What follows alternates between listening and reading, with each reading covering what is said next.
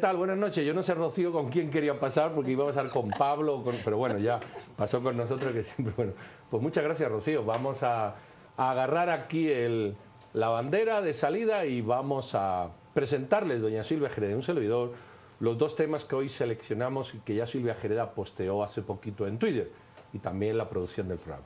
Ustedes recordarán los sucesos, los tristes, porque siempre que muere alguien es un triste suceso, que ocurrieron ayer en la prisión, donde a la fecha, si los cálculos no me fallan, porque hoy las noticias hablan de 14 asesinados, porque esa es la realidad, entre ellos el señor Lima y algunas personas más.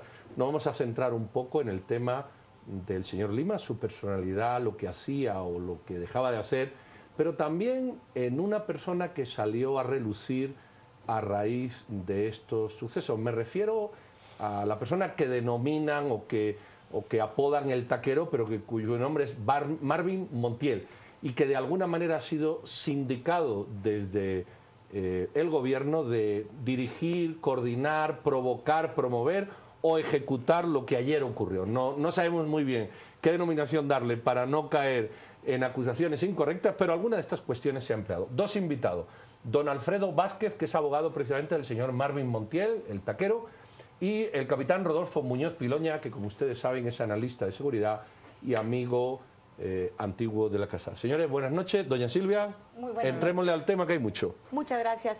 Licenciado, yo quisiera arrancar con usted. Antes que nada, el señor Marvin Montiel, es importante que lo conozca la audiencia. De Teculutlán, Zacapa, tenía su familia una taquería y por eso se le denomina el taquero. Y yéndonos un poquito en la historia, tenemos por ejemplo en Costa Rica en el 2005, cuando fue sindicado de negociaciones ilícitas por narcotráfico, posteriormente fue absuelto. Luego en Guatemala se le condenó a prisión por el asesinato de 14 personas y por la quema de un autobús donde murieron 15 nicaragüenses, un holandés, porque llevaba cocaína el autobús y presuntamente se calcinó, toda la gente se quemó y él habría sido el autor de esta masacre. Ahora se les indica de ser el asesino de Byron Lima Oliva. Cabe resaltar que esto sucede apenas 40 minutos después que comienzan los disparos y los enfrentamientos en el penal. Yo quiero que usted me cuente, para arrancar, algo del perfil del señor Montiel, el taquero. ¿Quién es él? ¿Cuál era su relación con Byron Lima Oliva adentro del penal? Y hablemos un poquito de este perfil y las indicaciones que existen en su contra. Buenas noches. En relación a los antecedentes de Marvin, pues yo puedo arrancar desde el momento en que tomé la defensa. Su pasado pues no lo conozco. Pero ya estando dentro de lo que es la prisión, también Marvin Montiel ha sobrevivido también a 2 motines. Él actualmente está en la cárcel Matamoros. No lo pasaron al Fraijanes 1, que es una cárcel de alta seguridad, de un perfil bastante fuerte, porque a pesar de todo lo que se dice, él siempre ha sido un privado de libertad modelo. No hay una sola queja en contra de él por alguna conducta inadecuada o por algo inadecuado. Desde que él estuvo en la cárcel Matamoros fue la oportunidad en que al capitán Byron lo pasaron también ahí y fue donde se conocieron. Yo cuando lo iba a visitar a Marvin siempre pasaba saludando al capitán porque eran muy buenos amigos. Situación que posteriormente, hace aproximadamente 4 o 5 meses, los trasladaron a la cárcel Pavón de Fraijanes, donde los colocaron las autoridades. Los colocaron a ellos no dentro de los sectores, sino en una casa aledaña a lo que es la parte de la dirección. En esa parte de la dirección vivían ambos en unas casas contiguas. Una casa que tenía dormitorio y sala, y a la vecindad pues está el capitán Byron Lima.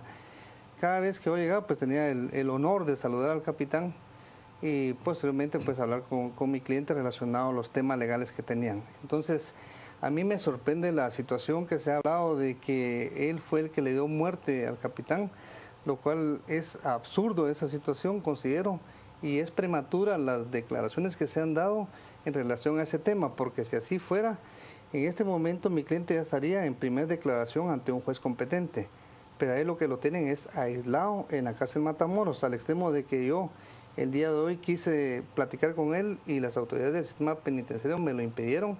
Tuve que plantear una exhibición personal porque no conozco cuál es su integridad física. Tengo conocimiento que las autoridades del Ministerio Público ya acudieron a él, pues es lo correcto. Entonces, a él en este momento no se le puede tildar ni siquiera de asesino porque a este momento no hay una orden judicial o las autoridades del sistema penitenciario no lo han puesto a disposición de un juez competente para rendir su primera declaración. Capitán Piloña, en lo personal yo creo que los sucesos tienen cosas extrañas. Digamos que no es, o no parece ser una disputa, que es lo que se habla, normal, entendiendo por normal, ¿verdad?, una disputa que puede haber en un centro carcelario por zona de poder. Tu versión. ¿O tu percepción? Yo creo que mi percepción va en el sentido de ver que Byron sufre una cadena de injusticias a lo largo de todo el tiempo que está detenido. Porque primero, qué curioso, hay tres sentenciados por cómplices del asesinato de Monseñor Gerardi, pero no hay culpables.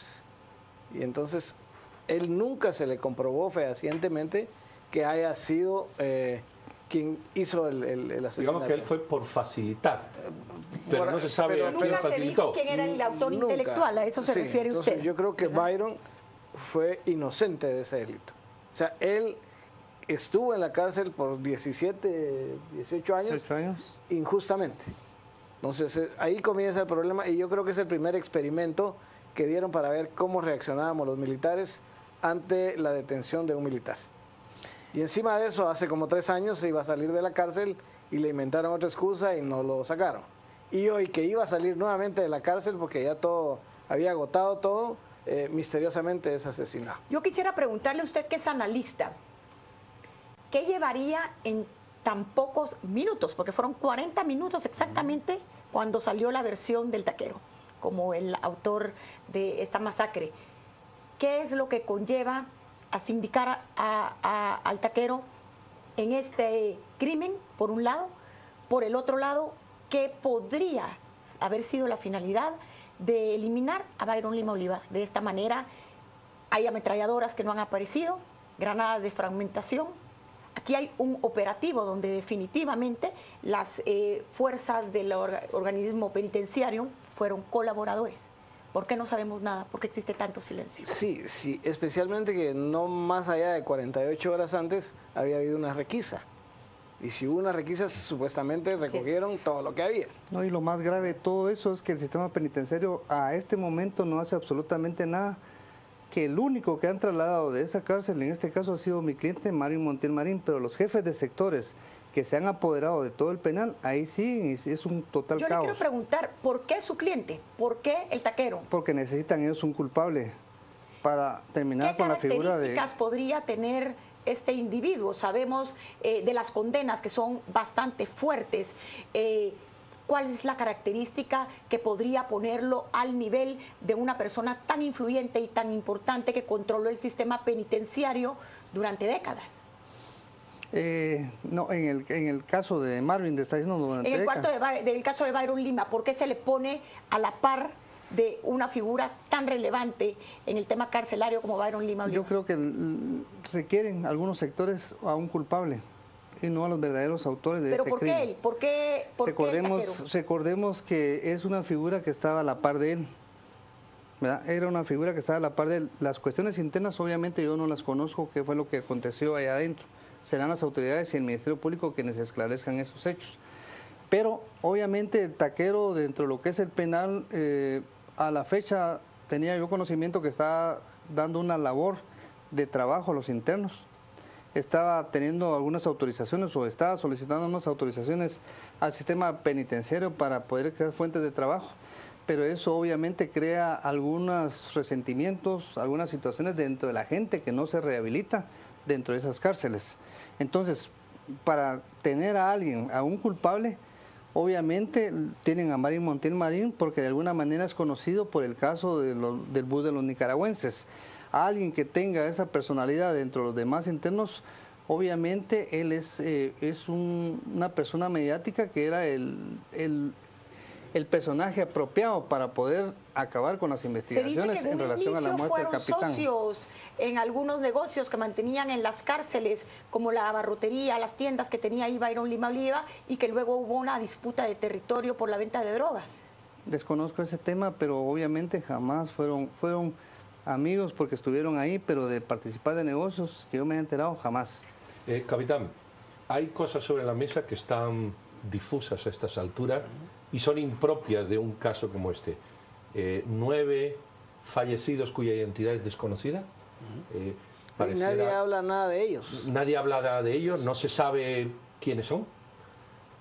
Por otra parte, se habló durante un tiempo de un periodista extranjero que estaba ahí, como que estaba o estaría. O sea, da la sensación de que alguien estaba yendo ahí a entrevistarse con el capitán Lima por algo, y ese periodista extranjero podía ser un periodista extranjero, puede ser un confidente de inteligencia de otro país, o podía ser un obtenedor de información que de alguna manera estaba dando. Y lo tercero, una señorita que lamentablemente aparece por ahí, las circunstancias, ¿verdad?, la agarran en ese momento, y que dicen que era una asesora empresarial. Quitando el tema de la señorita, que puede ser coyuntural o casual, las otras dos cuestiones, ¿qué análisis le inspira? A mí me llama poderosamente la atención que son anónimos, no nadie menciona quiénes son ni bajo qué circunstancias murieron. Es Incluso más, pueden decir que se han quemado y se han perdido. Hay 4 que dijeron que habían sido decapitados, ¿no? y uno quemado, entonces suena muy raro. Pero el sistema penitenciario no tiene una lista para saber, digamos, en una hora, se hace una cuenta y se sabe, no sé. Ese es uno de los grandes problemas que yo veo, que hay saturación de prisioneros. Yo creo que como que han perdido el control, como que ya no saben exactamente toda la gente que hay ahí. Como que han perdido, lo han perdido, porque a la fecha ese Pavón es un total caos. Las autoridades no hacen nada. Bueno, el director del sistema penitenciario, recuérdenme, dijo que no habían podido contar, y cuando contaron les faltaban 5. Recuerda, el hecho de que se insista en los medios de comunicación, y creo que a Silvia le contestaron de Inside Crime, ninguno de nosotros estaba ahí, de un periodista extranjero. ¿Podía el capitán Lima estar colaborando, pasando información, alguna información válida que pudiera dar, y de tajo, pues... O podría ser alguien que le mandaron para que estuviera ahí en ese momento. Esa es otra posibilidad. Aquello que se habló de la Embajada de España, la concurrencia de actores y luego una acción posterior que tuviera una trascendencia y una dimensión, pero por lo que fuera no funcionó. Y que el que fue, de todos modos, lo sacrificaron. Ahora hablemos un poco sobre la situación actual del taquero. ¿Se han hecho las pruebas en estos momentos para determinar si él utilizó algún tipo de armas, si existe pólvora? ¿Cuál es el estado de su patrocinado, licenciado? El estado de mi patrocinado, lamentablemente, las autoridades del sistema penitenciario, en una actitud retrógrada, no me permitieron el día de hoy hablar con él. A pesar de lo que los señores militares sí me autorizaron la entrada al penal, no lo hicieron, entonces tuve que plantear una exhibición personal. Conocimiento en relación al estado de él, pues se me hizo llegar de que estaba bien, pero lamentablemente él quiere platicar conmigo aspectos esenciales de toda esta situación, pero las autoridades del sistema penitenciario no me lo permiten. Para eso tengo que pedir un permiso que se tarda 5 días hábiles para poder desarrollar yo mi entrada al penal y poder platicar con él.